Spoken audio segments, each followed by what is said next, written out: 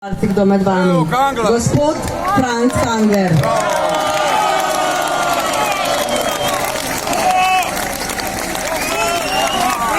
Hvala lepa, da ste prišli tukaj pred spomenik. Nekateri so govorili, samo 300 jih bo. Jaz verjamem v vas. Mi Slovenci vam verjamemo. Ni nam vseeno, kam gre Slovenija. Ko gleda človek vse te stvari, ki se dogajajo v Sloveniji, ko človek začuti v srcu, a smo se res leta 1991 borili za to, da nas nekdo deli na prvo in drugo razredne? Nismo se za to borili. Nismo se za to borili. Borili smo se za pošteno in pravično Slovenijo. Mi ne dovolimo, da nas delijo na prvo in drugo razredne. Mi se ne delimo na leve in desne. Mi se delimo na poštene in pravične. Srce me zaboli, ko gledam ljudi, ki 15 let iščejo pravico na sodišču in tudi resnico, ko jim kršijo človekove pravice iz dneva v dan. In nihče se ne spomni na njih, da ljudje trpijo. Res je, v življenju moraš velikokrat trpeti. V življenju moraš velikokrat potrpeti. Vendar verjemite, povzročili so nam rane. Rane so nam zacelile. Brazgotine so nam ostale.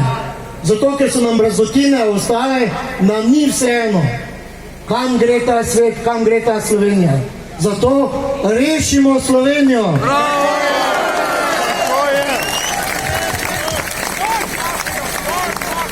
Srce me je zabolelo, ko sem sledil sodnim postopkom. Nekomu odpišejo 29 milijonov. Nekoga pa preganjajo, ker je šel sosedu pomagati in ga kaznujejo za 1000 evrov. Ali se ti gospodje sploh zavedajo, koliko morajo ljudje delati, da 1000 evrov zaslužijo? A se ti ljudje zavedajo, da nekateri nimajo niti 10 evrov v denarnici, da preživijo celi mesec? Imajo 400 ali pa še manj penzije. Kaj so obljubljali? Nič niso naredili. Imeli smo politika, ki je jasno sedaj ne slišim dobro. Danes imamo predsednika vlade Marjana Šarca, ki nas ne sliši dobro. Jaz to tukaj sporočam, da nas glas seže tudi v 9. vas. Jaz mu sporočam, da nas bo moral slišati. Tudi mi smo del Slovenije. Slovenija ni njihova, Slovenija je naša, od vseh tistih, ki živimo v njej in kreiramo prihodnost te Slovenije. Kaj je gledališče?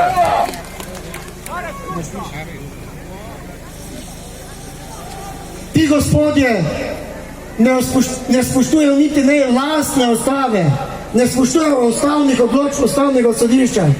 A si vi zamislite, da vam vzame otroke, kljub temu, da Ustavno sodišče reče, vrnite babici in dedek otroka. Oni peljejo svojo zgodbo naprej. Je to pravica? Je to resnica? Ne. Zato moramo rešiti Slovenijo. Kdo bo skrbel za naše upokojence? Kdo bo skrbel za naše starše? Kdo? Če ne mi, tisti, ki delamo in kreiramo prihodnost. Vendar ne smemo dovoliti, leta 1991 se nismo borili za to, da nam bodo kratili človekove pravice. Dovolj nam je bilo, sporočamo, vsi moramo biti enaki pred ustavo. Ne dovolimo, da se kršijo človekove pravice in svoboščine. Ko je dovolj, je dovolj. Verjetno se predsednik vlade sprašuje, kaj storiti, ko sliši nas glas. Čisto preprosto. Naj odstopi kot predsednik vlade v tem trenutku.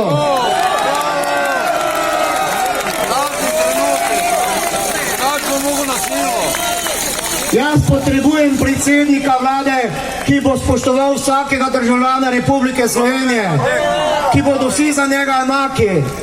Ne pa, da bo spoštoval tiste, ko so prvorazredni, tiste, ki smo se pa leta 91 borili, pa tišijo v 3. razred. Ne, vsi smo enaki v tej državi.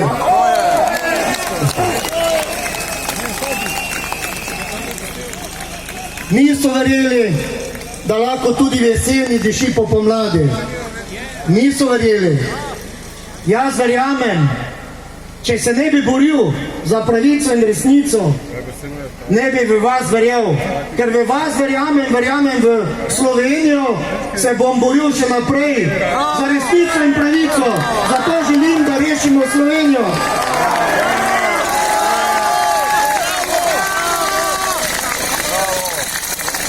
Jaz vam verjamem, zato ker delate pošteno in pravično, zato ker se borite za svoj prav in naprej se je potrebno boriti. Ne obupati, naj vas ne iztirijo krivice, ker resnica preko slej pride na dan.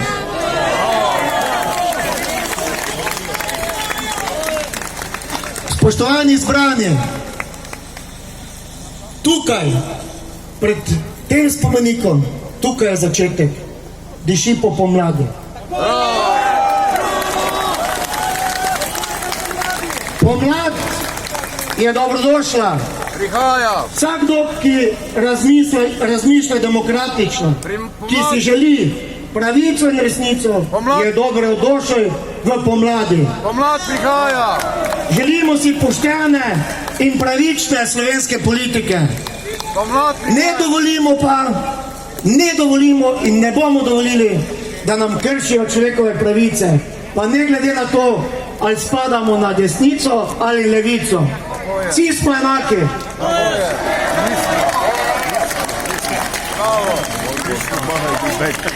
Spoštovani, še enkrat iskrena hvala. Iskrena hvala, da ste si vzeli čas in tukaj prišli, in da od tukaj naprej gremo vsi skupaj kreirati novo prihodnost Slovenije, za novo Slovenijo, pošteno in pravično. Zato rešimo Slovenijo. Vse dobro vam želim.